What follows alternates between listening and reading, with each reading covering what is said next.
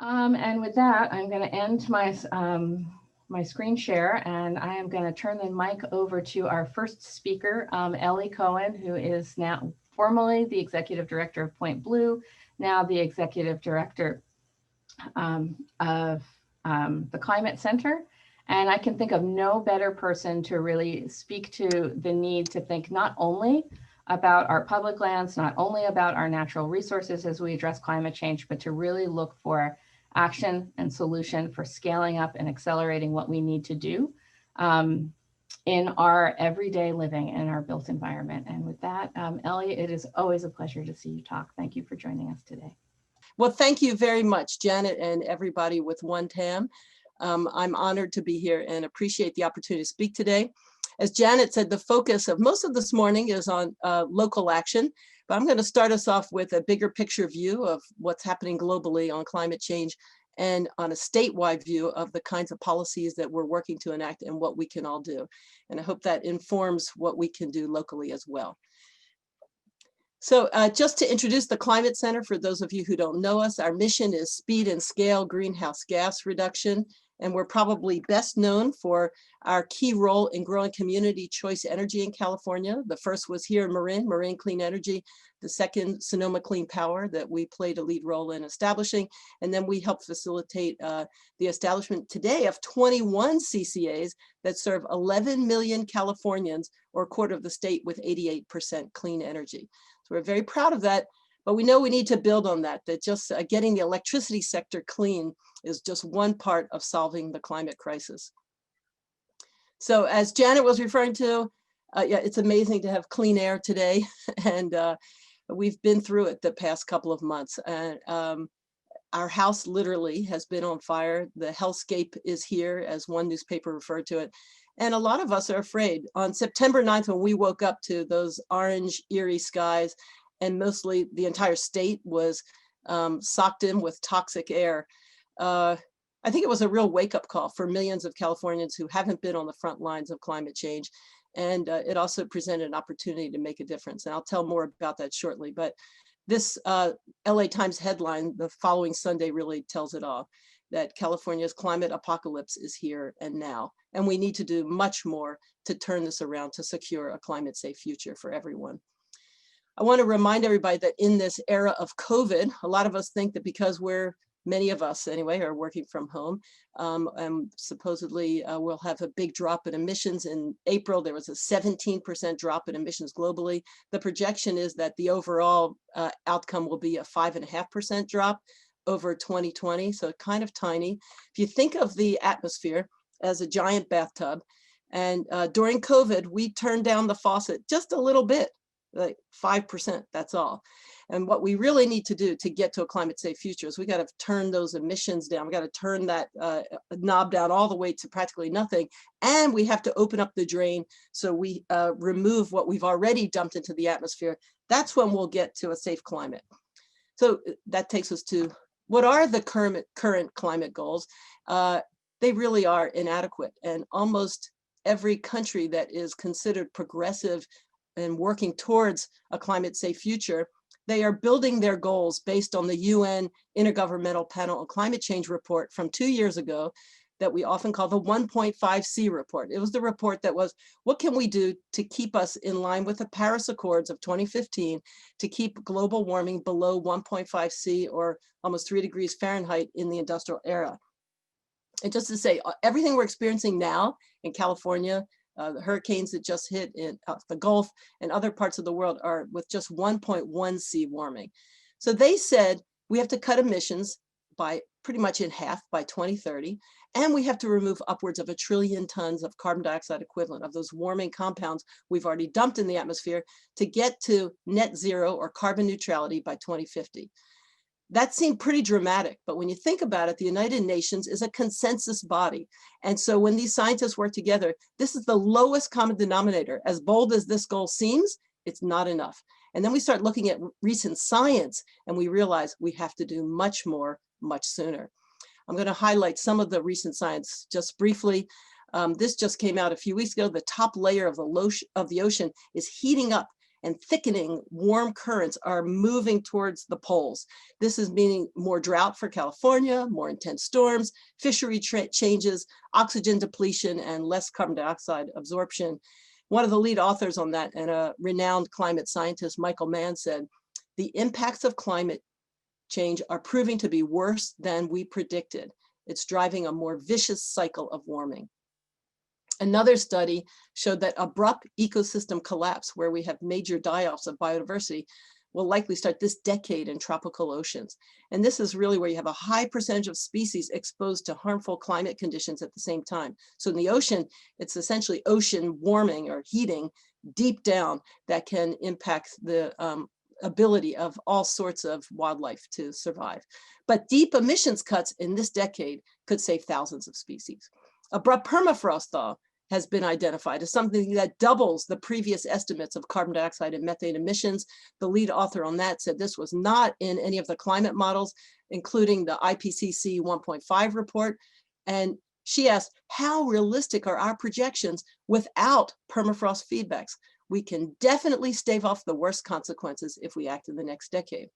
Another study showing that we are now in the Western US in a global warming induced severe mega drought. Mega drought means a multi-decadal drought. And this is a natural phenomenon for us in California. We normally, not in the 20th century, which was probably the wettest on record, but normally other centuries, we would have decades of moderate drought. With climate change on top of that, we are now in the beginning of a severe multi-decadal drought. We spoke recently with V. Ramanathan, who is a professor at Scripps Institute down in San Diego. He has a new study coming out within a month or two that shows that essentially we will pass that 1.5C threshold in California sometime between 2027 and 2035. And based on the latest science and how we are accelerating impacts of climate change, it's likely it'll be sooner than later. So it's possible that in 6.5 years, we will be seeing Dust Bowl-like conditions in California, where the crops that we grow, that most of them will not be able to be sustained in that climate. And of course, it has huge impacts for natural systems as well. And another study showing fall fire weather days have doubled since 1980. And the lead authors of that study also showed that if we reverse greenhouse gas emissions, we can reverse this trend. It's not just about the direct climate impacts, it's about other impacts, such as on health, which is mostly impacting low-income vulnerable communities. Extreme heat is the most deadly of these.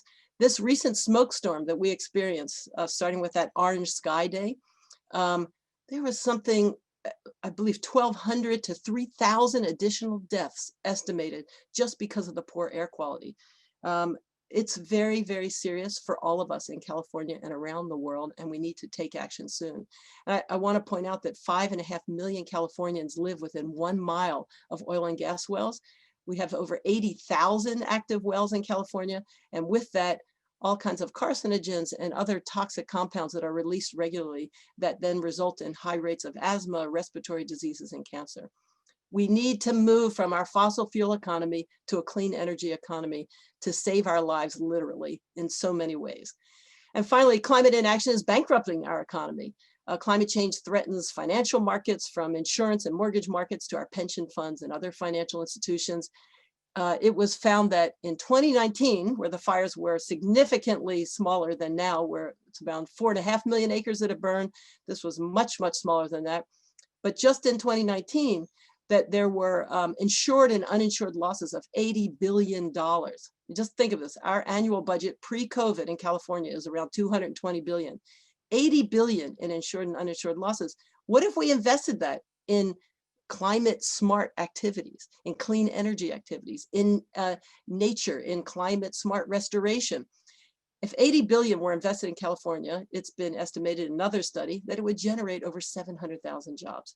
And investments in clean energy generate more than twice the jobs as in fossil fuels.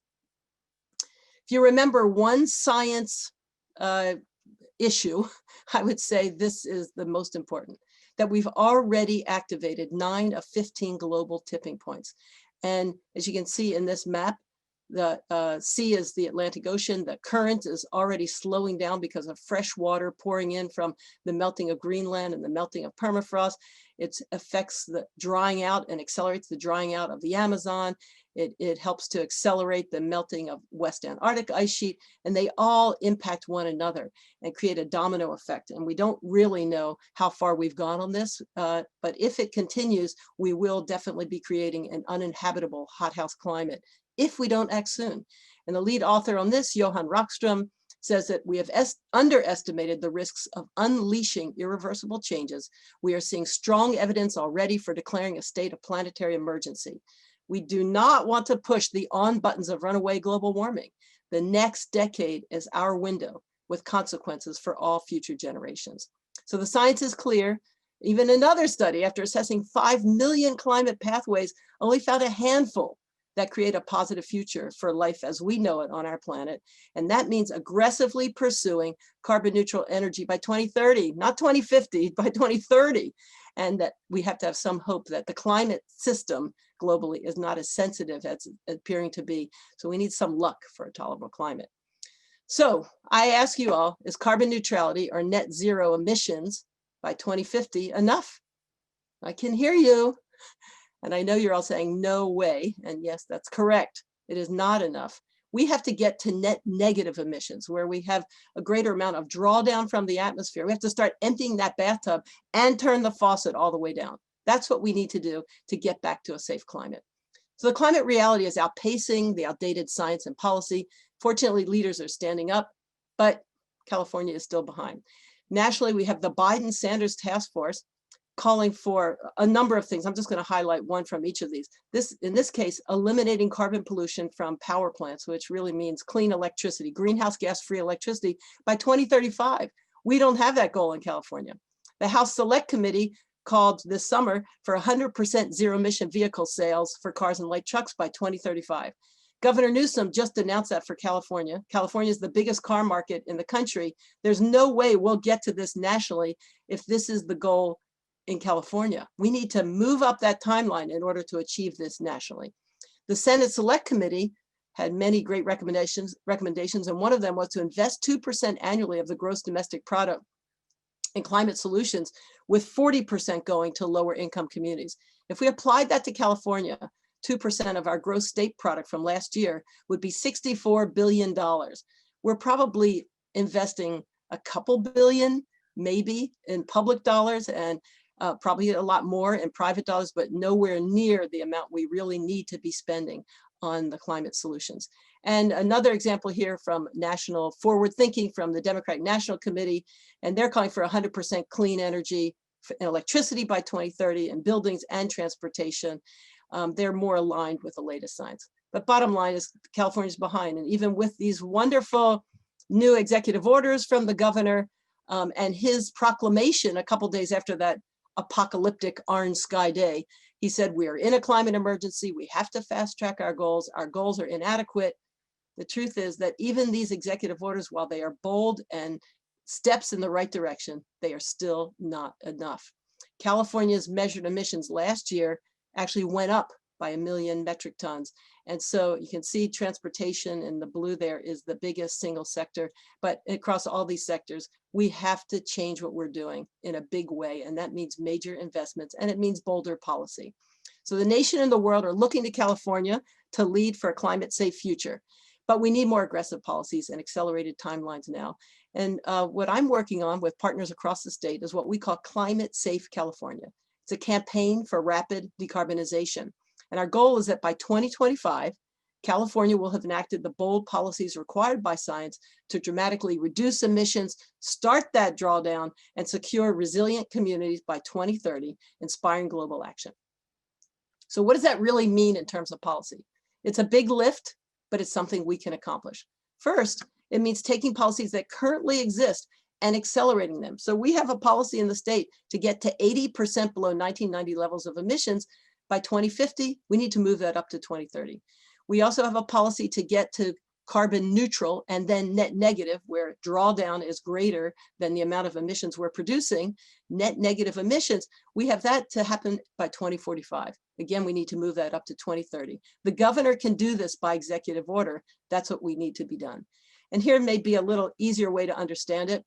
If you look at this red bar, this is the 1990 baseline of 431 million metric tons. Down here is 0. This gold bar is where we actually were in 2018.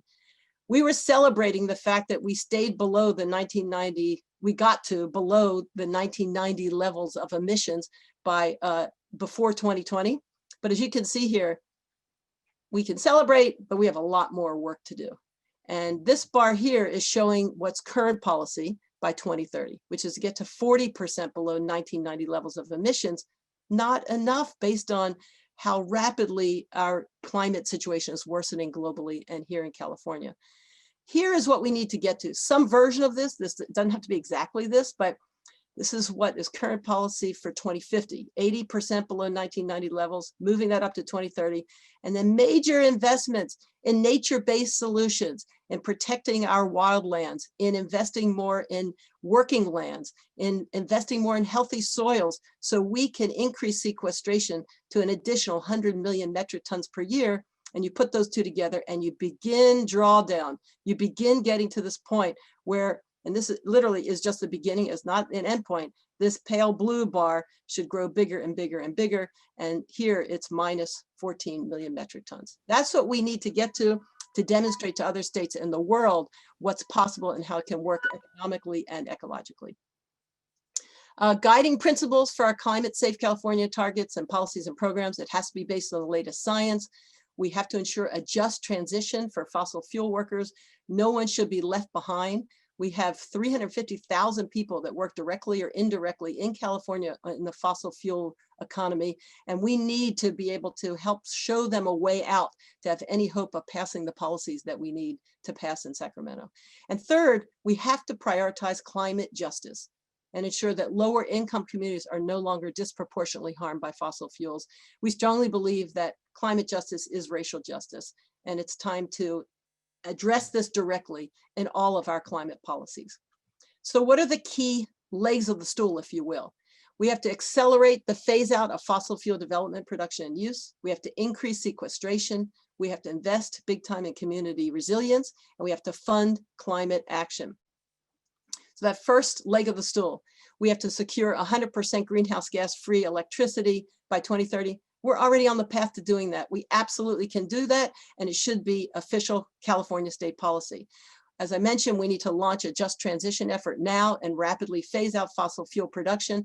These black dots here on the map of California show all the different production and refineries across California, almost all in lower income areas.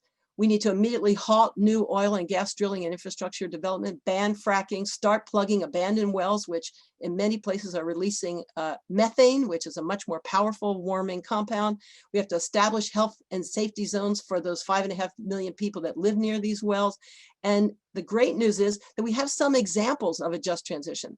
At Diablo Canyon, you actually had unionized labor working with the environmental justice community, working with the environmental community, working with local government and others to actually plan a transition for how to close it down and phase it out so that people didn't lose jobs. We want to rapidly transition to sustainable mobility and move to greenhouse gas free transportation. That means, as I mentioned earlier, more than what the governor just announced, we need to have no new gas vehicle registrations by 2030. We have to flip investment priorities. The state puts a huge amount of money into, still today, expanding freeways. Well, that is a bygone, long gone 20th century approach to an economy, and that doesn't work anymore. We need to flip it and invest all those monies in non-greenhouse gas sustainable modes of transportations by 2025. We need to invest in affordable housing near jobs. We need to invest in clean mass transit, and we should accelerate telecommuting for a workforce, for students, for business and government, and really look for universal Wi-Fi. We need to get to many more zero emission vehicles and charging stations. We have to double our current goals to 10 million and 500,000 charging stations, again, prioritizing low income communities. And bottom line is we got to get more people out of their cars. And we need to electrify buildings and increase efficiency, phasing out the natural gas or fossil gas. Buildings are about 25% of our emissions in the state. Over 20 cities have already enacted gas bans for new buildings, but we need to accelerate these building codes. This is another thing that can be done locally. The building codes are usually managed on a county and city and town basis. We can enact zero emission codes soon for new buildings to align with the latest science and what needs to be done to address climate change. The second leg of the stool, increased sequestration. As I mentioned earlier, we want to get to 100 million metric tons additional annually. That means carbon farming and gardening, climate smart habitat restoration, and enhancing protected habitats. Carbon farming really started here in Marin County with Marin Carbon Project, Marin Resource Conservation District.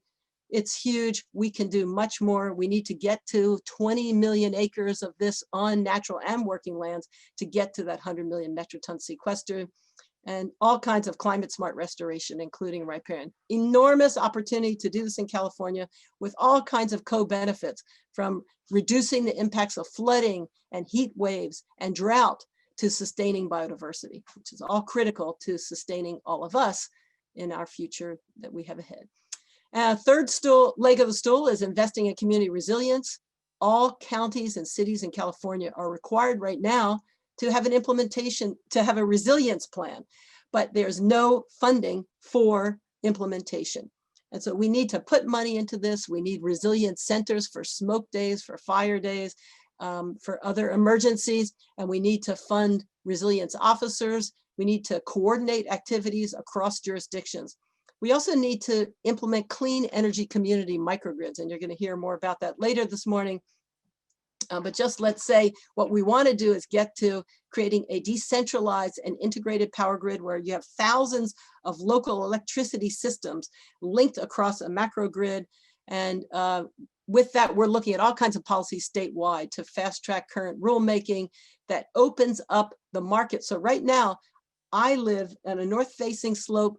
I can't have solar on my house, but my neighbor across the street is in the sun all the time. I cannot buy solar from him. He can't sell it to me. We need to change those rules so that we open up the markets in a directed way, and we can ensure that we have many, many more opportunities for advancing clean energy. The fourth leg of the stool is funding climate action. We need to institute progressive funding strategies to produce the additional, we estimate somewhere between 12 and 20 billion a year that we need specifically for climate action. And again, that number that I talked about early, 62 billion, is where we really need to get to when we include private sector investments.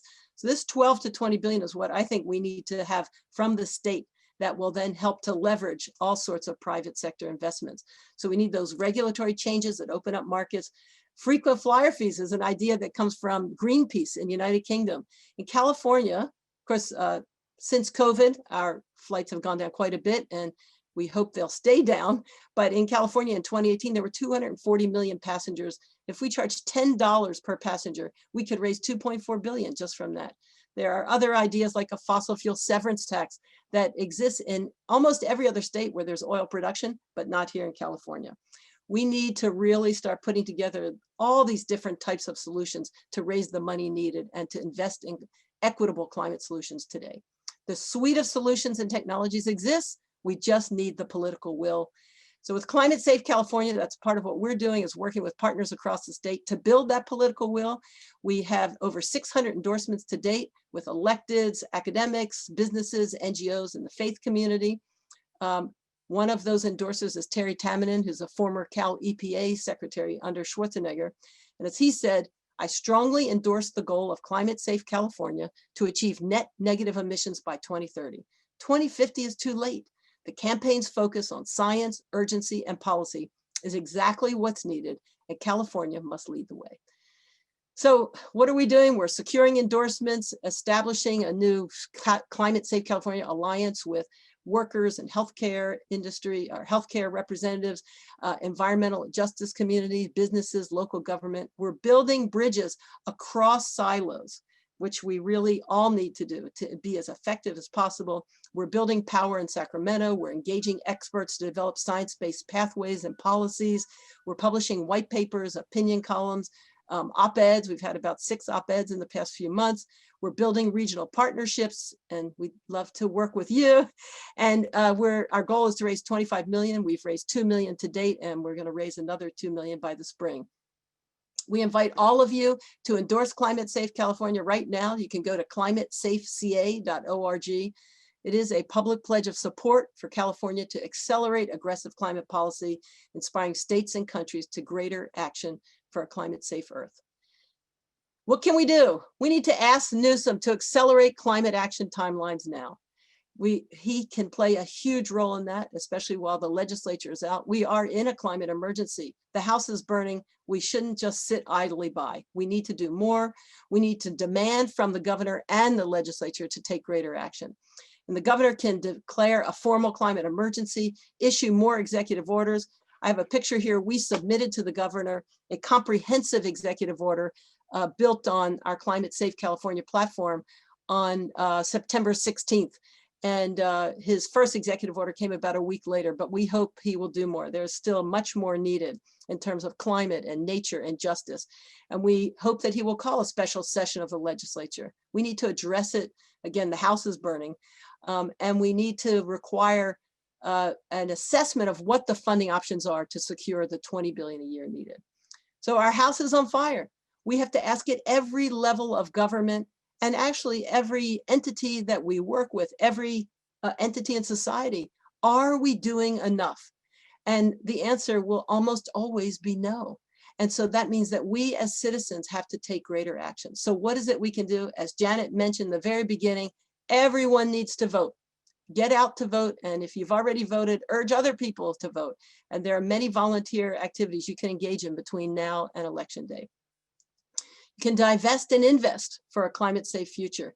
And I'll share these slides, so hopefully it'll be posted online and you can get all these URLs so you can take action this way.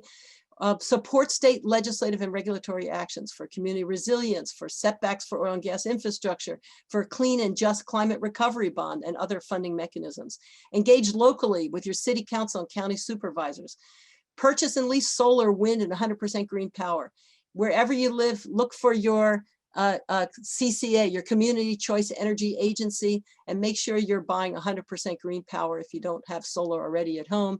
Ditch your SUV, which is a major polluter, and make your next car an electric vehicle. Plan to use it as a backup power source, or ditch your car altogether and use mass transit or shared transit or e-bikes or other micro-mobility. Reduce your airplane travel and enjoy staycations. Work from home and support universal internet and telecommuting policies. Make energy efficiency and electrical improvements to your home, including wiring for EV charging. Switch to electric lawn equipment, electric induction stoves, electric appliances and hot water heaters and heat pumps. Insulate your home.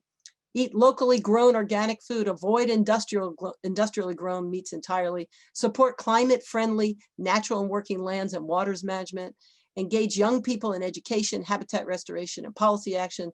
Use less, waste less, refuse, reduce, reuse, take action. Support our work and others, including One Tam. We have choices. On the left here is what the Marin Peninsula could have looked like, but it is not.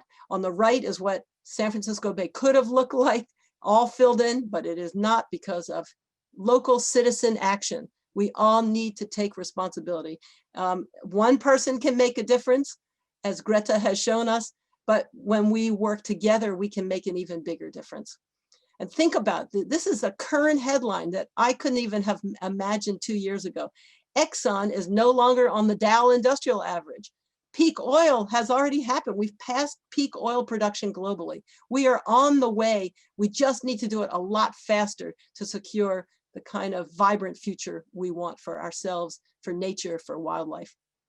Solar is now the cheapest electricity globally, cheaper than coal.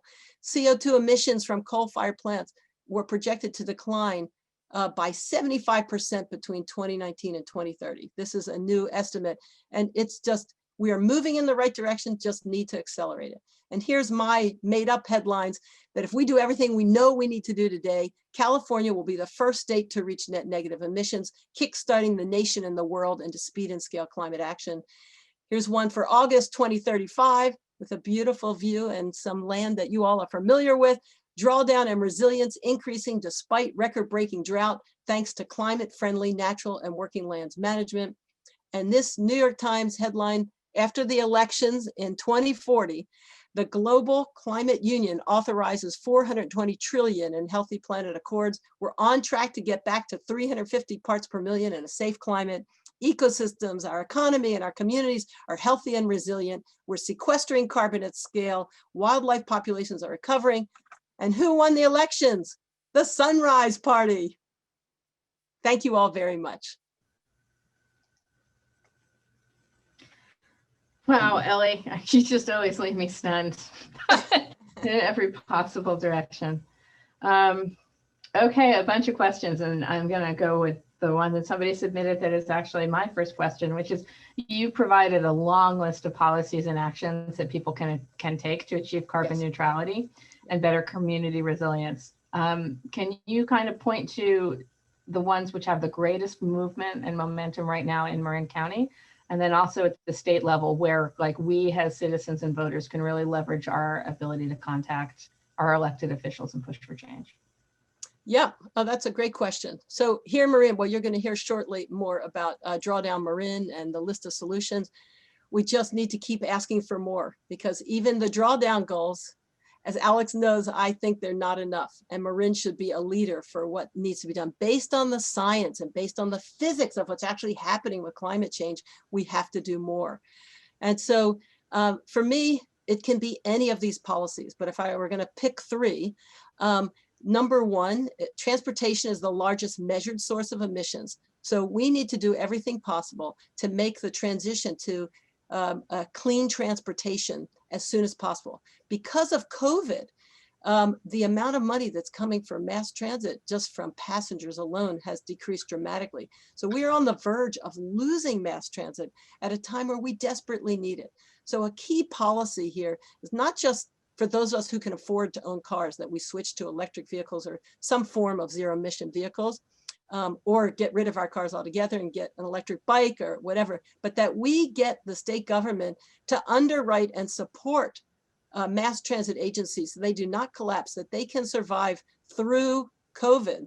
So they are there and can be stronger when we have passed the COVID pandemic. A second area is consumption. In California doesn't measure consumption-based emissions, and in Marin we're just starting to, but we need to really look at all the things and the junk and the stuff we buy and the whole life cycle of all those. And as consumers, we're contributing in a huge way to climate change. If you took the pie chart I showed earlier of California and added to it consumption-based emissions would be the biggest piece of the pie. And that's the whole life cycle of all the products we buy. And so we need to think again about using less and throwing away less and reusing more. And the third main area for me is sequestration. As I showed in that bathtub analogy, it's not enough to just turn down the faucet. We've got to turn down the faucet big time, but we also have to empty the tub. And that means nature-based solutions are huge in this, and we get all these co-benefits from it.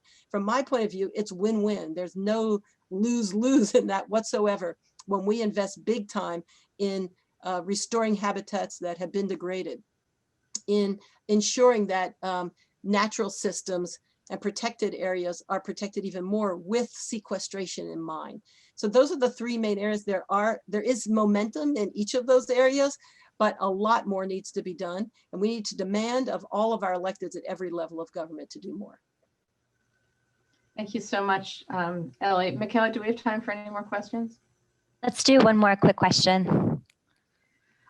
Okay, I'm just gonna be blatant about my own interest and pick questions that mirror my experience. So one of them is, how do we convince people to increase electrification at a time where everyone's experiencing the trouble with PG&E shutoffs and really relishing their gas hot water heater and their gas stove?